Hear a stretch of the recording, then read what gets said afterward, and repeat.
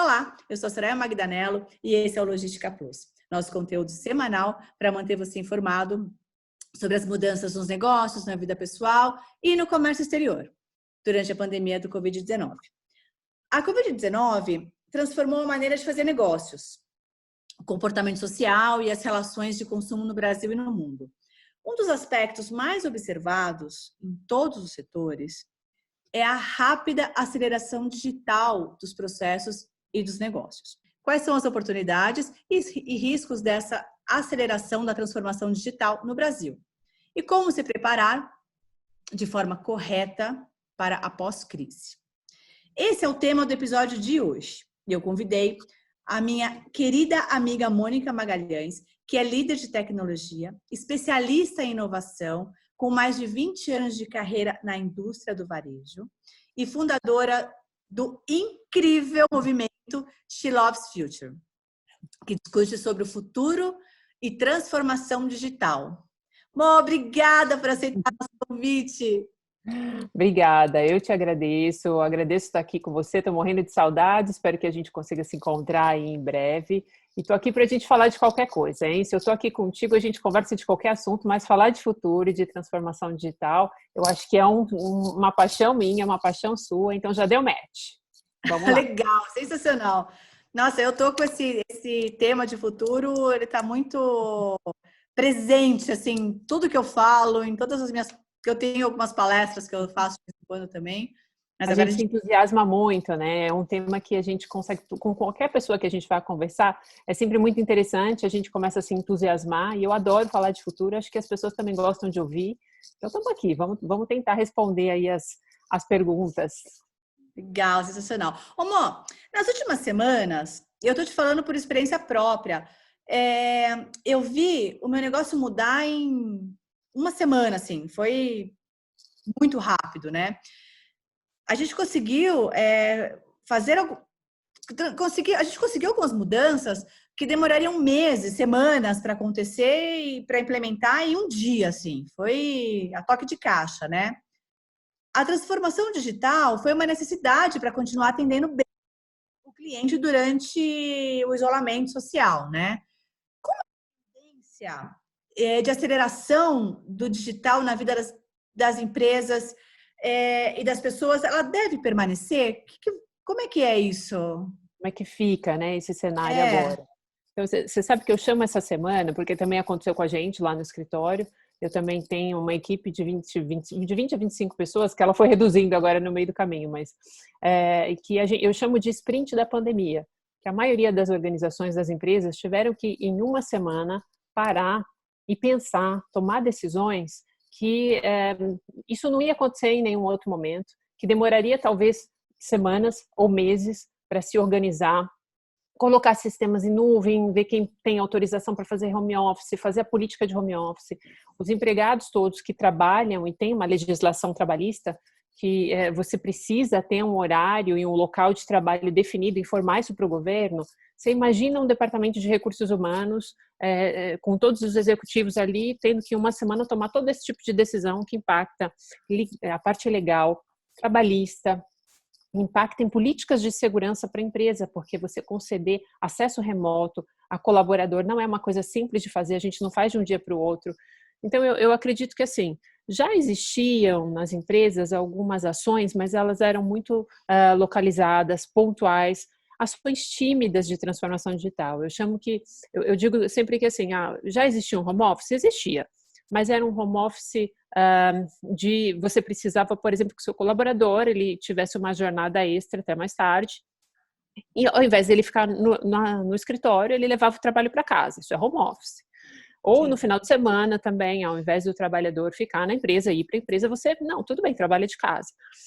Trabalho remoto é uma coisa totalmente diferente de home office, né? Trabalho remoto é o cara ter uma estrutura para ele poder trabalhar do Starbucks, de um hotel, da casa dele, ele precisa ter o acesso em nuvem, precisa ter as políticas de segurança, precisa ter talvez sistemas preparados para isso. Então, isso é que as empresas tiveram que fazer no que eu chamo de sprint da pandemia. Então, esse ganho, isso vai ficar, isso é bacana, né? Eu vejo que quando a gente fala de aceleração e transformação digital é porque já existiam ações e justamente elas foram aceleradas, todas essas decisões agora tiveram que acontecer por conta do sprint da pandemia. Mas eu também gosto sempre de falar o seguinte, quando a gente fala assim, você perguntou para mim, né, essas ações elas vão permanecer? O ganho, com certeza. Mas eu gosto sempre da gente dar o tamanho exato, não é tamanho exato, mas proporcionalmente, quando a gente fala de transformação digital, até porque é tanto assunto na mídia, todas as pessoas falando, quase todas as entrevistas que eu estou dando estão me perguntando da transformação digital, que parece que ela vai ser desse tamanho, que vai chegar ao final da pandemia, no final do ano, e a gente vai estar a Noruega dos países digitalizados. Então, assim, muito cuidado, né? Vamos tentar ter uma proporção exata. Eu sempre dou o exemplo do e-commerce, porque e-commerce é uma coisa agora que é como você falou, foi a alternativa das empresas para que elas pudessem sair e vender. Quem tem produto que consegue vender no e-commerce, ok. Quem não consegue vender no e-commerce está ali pelo menos mantendo um relacionamento nas redes sociais para o seu cliente, o seu consumidor lembrar dele. E eu gosto de dar o exemplo do e-commerce porque eu acho assim, o e-commerce do Brasil sempre foi muito tímido, né? O e-commerce do Brasil é um e-commerce que fatura aí 70 bilhões no ano, né? Então isso perto da fatia toda do varejo, se você pegar o varejo brasileiro e falar assim, a quanto corresponde o e-commerce? Nós estamos falando que esse e-commerce corresponde a 5%. É muito pouco, né? Então eu digo que agora, com toda a pandemia, com toda a venda de canal online, se a gente dobrar esse faturamento do e-commerce e sair de 70 bilhões para 140 bilhões, nós estamos falando que nós vamos sair de 5% para 10%.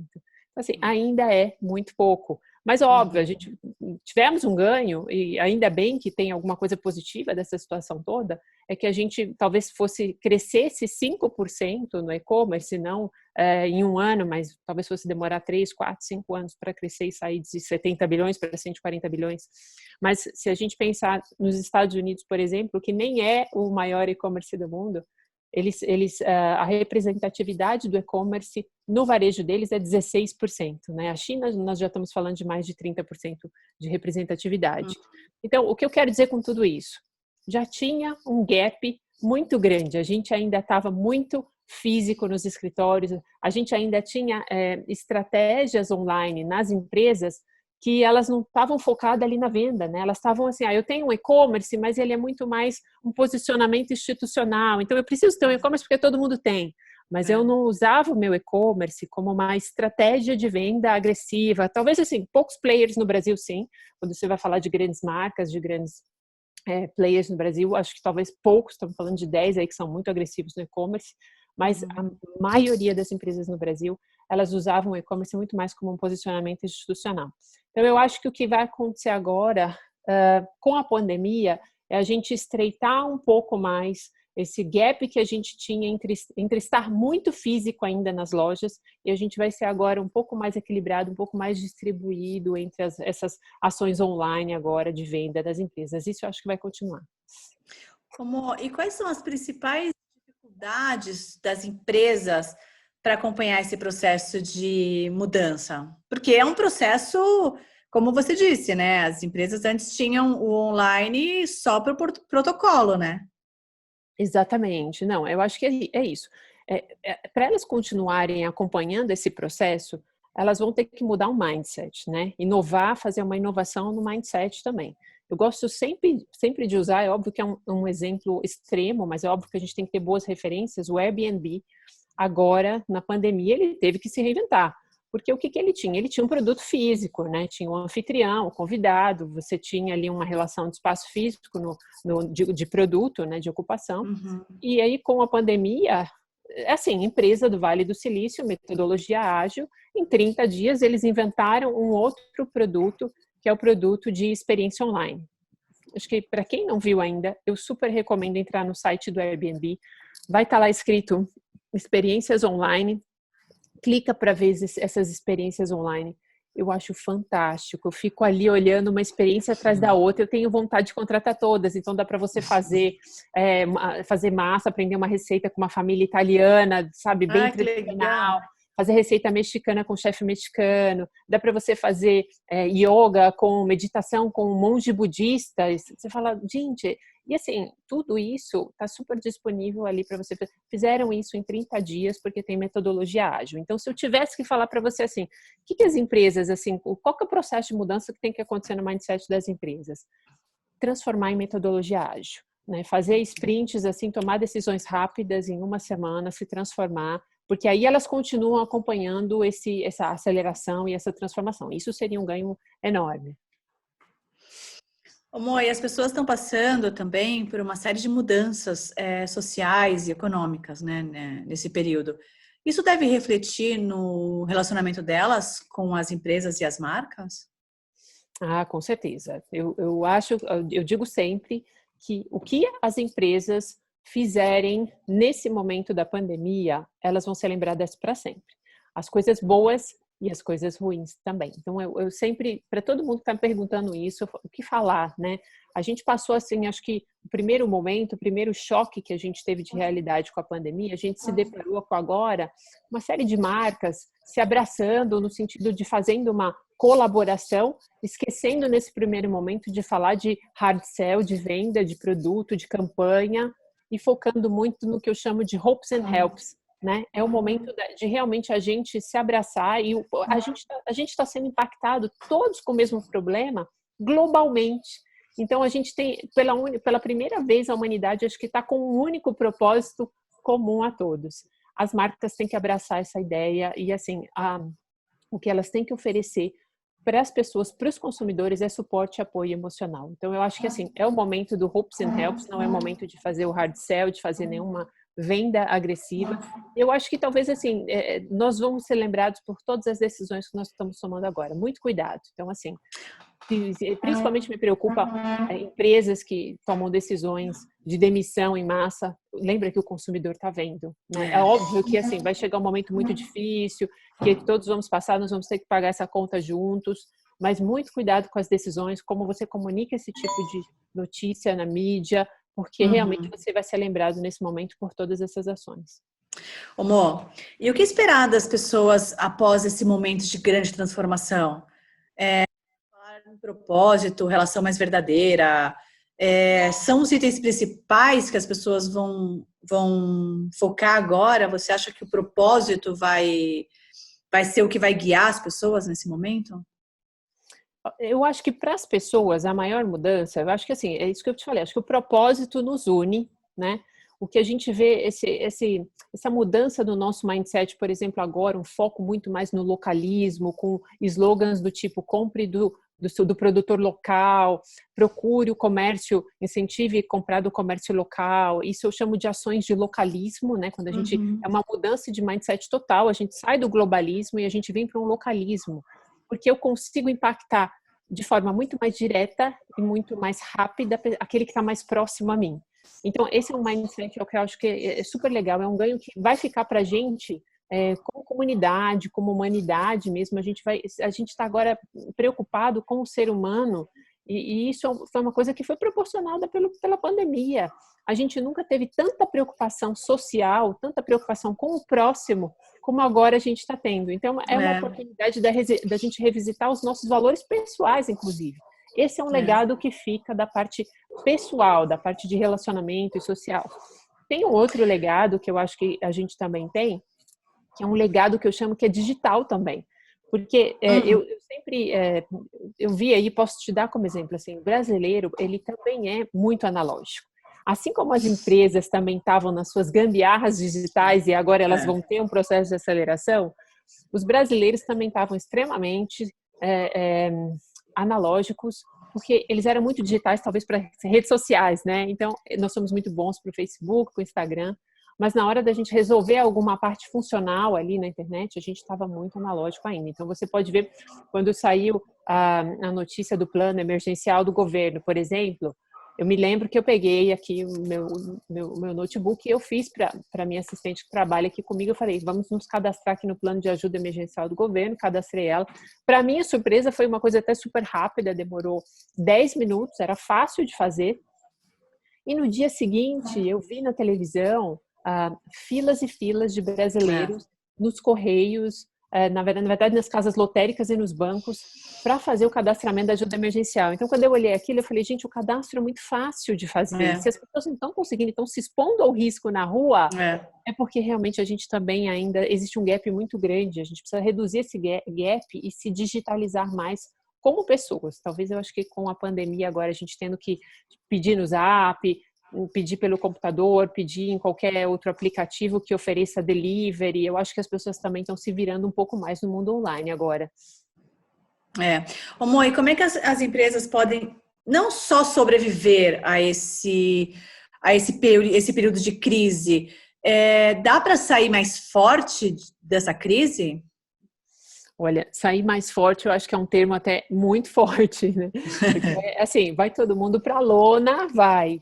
Todo mundo vai pagar a conta, gente. Assim, eu acho que até tem uma coisa interessante que eu gosto de contar, que impacta muito mais os mais não vou usar a palavra ricos aqui, mas as pessoas que são mais providas aí de bens materiais do que quem tem menos, porque é comprovado que não só pandemias como as guerras, elas estreitam mais, elas diminuem esse gap social, né? Ou seja, quem tem mais sofre mais com esse tipo de pandemia.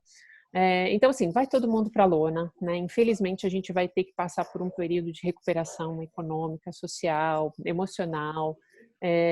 Agora, se a gente falar assim, tem alguma coisa positiva que a gente vai conseguir sair mais forte? Eu acho que a resiliência, com certeza, né? Se a gente passar por essa crise todos juntos, nós vamos ficar mais resilientes, né? E a resiliência, ela é um dos fatores para o empreendedorismo muito importante, é um skill que você adquire, uma força que você adquire que te impulsiona depois como empreendedor, isso te ajuda muito. Mas eu acho que uma das coisas mais bacanas, eu acho que é esse mindset de inovação, que a transformação digital e tudo isso que a gente está passando também vai ficar como legado.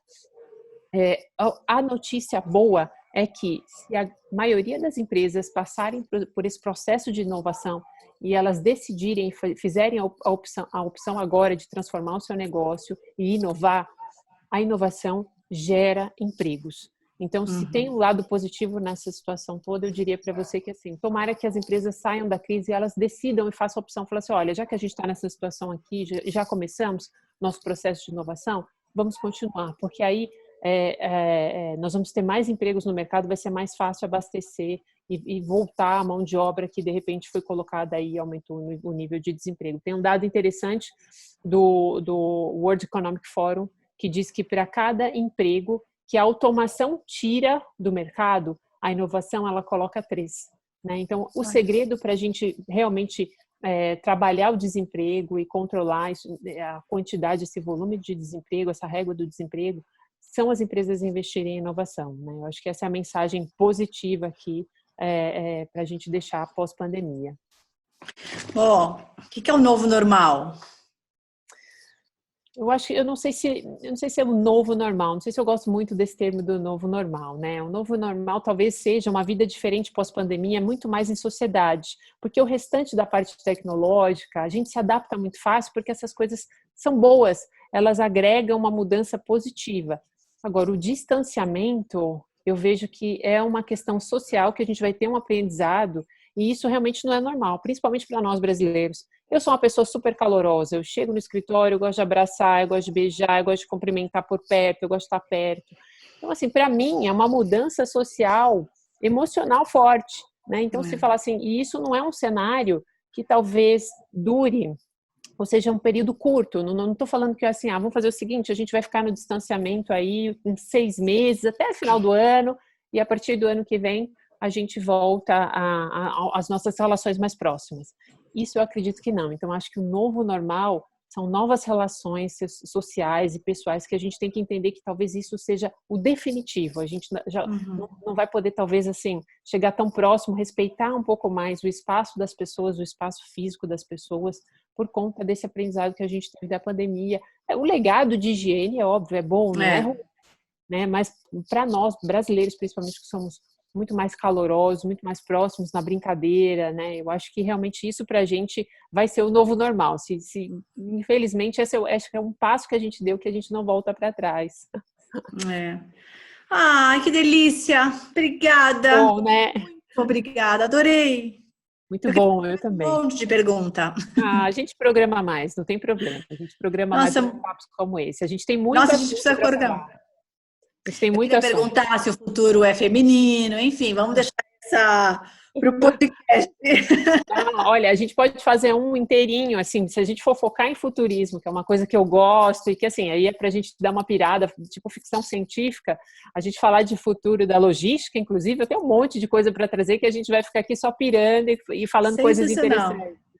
Combinadíssimo. E aí a gente deixa todo mundo curioso esperando o próximo episódio, então. Maravilha, obrigada, viu? Obrigada por estar Obrigada, aqui muito comigo. obrigada por tanto conhecimento, por compartilhar todo esse Obrigada. conhecimento que você tem com a gente. Espero mesmo que as pessoas fiquem curiosas e que a gente possa ajudar um pouco, né, a superar esse momento complicado que estamos vivendo, né? Sim, sim, tomara. Tomara que em breve voltemos aqui com boas notícias num outro momento. É. Quer acompanhar todas as mudanças que ocorrem no mercado durante a pandemia de Covid-19? Assine o canal da Plus Cargo no YouTube. Toda semana, um novo tema para você acompanhar. Até a próxima. Obrigada.